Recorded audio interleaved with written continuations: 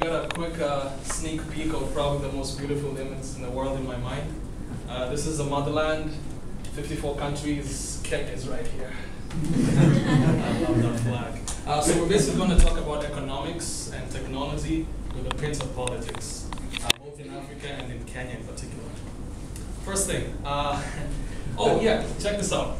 It's like the second biggest continent in the world. You can fit the US, Western Europe, China, India, Western Europe, yeah, Argentina, all those, and like still have enough space to like play golf for a long time. All right, so I'm going to talk about economic growth and war/peace. Basically, I'm going to tackle misconceptions that people seem to have about this lovely place. Economic growth. Most countries in this continent have been growing at about 7 to 10% every year.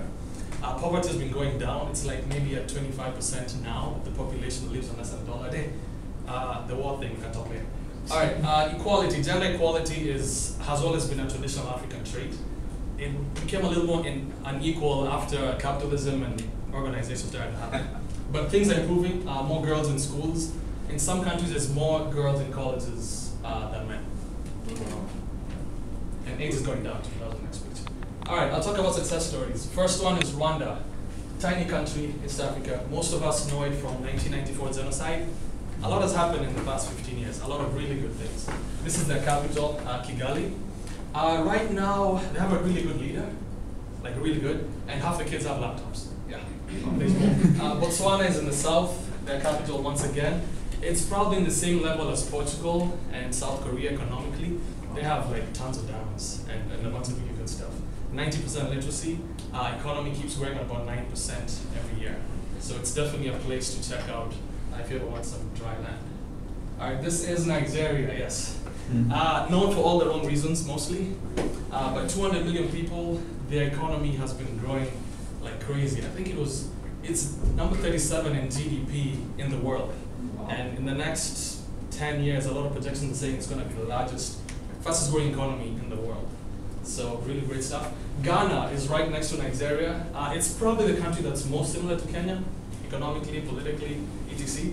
It's known for cocoa. It's the second largest producer of cocoa. So if you love chocolate, most likely you got it from, the cocoa came from Ghana.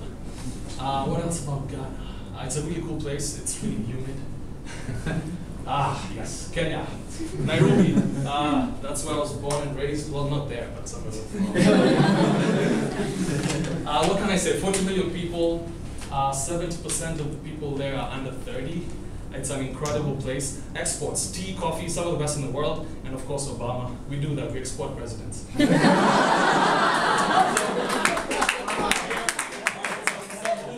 cool apps that have come out of the tech community in Kenya. Ushahidi is like incredible. Basically lets you crowdsource information. If I'm in a place where I need to send info to the world about what's happening locally, I use Ushahidi.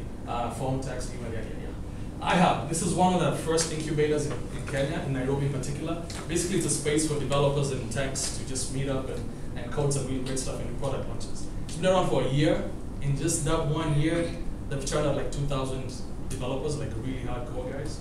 About 2 companies that are making a profit, and it's just the beginning. All right, an app. So a lot of people are developing apps in Kenya. An example is around me. It's on Nokia. Currently, there's about 17,000 downloads of this thing. So it lets you basically find businesses and whatever is around you. The irony behind this thing is most of the downloads are from Italy, Germany, and Egypt. Not Kenya so much. I don't know why that is. I guess everyone knows where they're going. Safaricom. Okay, let me first back up.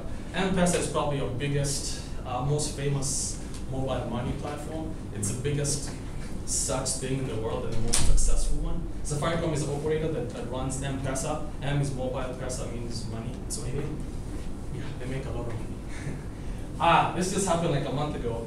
The government of Kenya basically decided we're going to open up our data that's been sitting in files and all this stuff for ages. So now it's all online. People can get it and do funky stuff with it. I love this one because it lets people find out who doesn't want to pay tax as far as the leaders in their group. So you can see no willing to pay and all these things. All right, some stuff happening. This is another lab, I think. There's about 2-3 labs in Nairobi at the moment. Nai Lab, which is Nairobi Lab, basically does incubation for businesses. So once you're done with the iHub and you've worked on your thing, you go to Nai Lab and you actually grow a company out of that. future. African headquarters of companies are in Nairobi, tons of them. Those ones there, plus Infosys, by the way. This is set to happen in about 10 years. They're going to build a tech park, $7 billion project, 5,000 acres. It's going to be huge. It's just incredible. All right, so this is users on the net. Now, one of the numbers that blew me away about researching how things have been the past 10 years is the fact that the growth in 10 years of folks who can access the internet has gone up by 1,400%, which is incredible. It's about 20% of the folks in Africa right now can access the net. This is one of my little theories. Innovation, I believe it's spread equally worldwide. People do stuff, people innovate based on what they have, locally, knowledge and resources. So the products that they actually come up with are relevant to them locally. What else is there? Great. So now what? What can you do? ThoughtWorks Africa there's a group, people are talking about it, yada yada yada, you can put in your 2 cents. We'd also, we meaning Africans and Friends of Africa, would like you to engage with Africa as an equal partner, both business, socially, etc., rather than just this poor relative that keeps asking for money every now and then.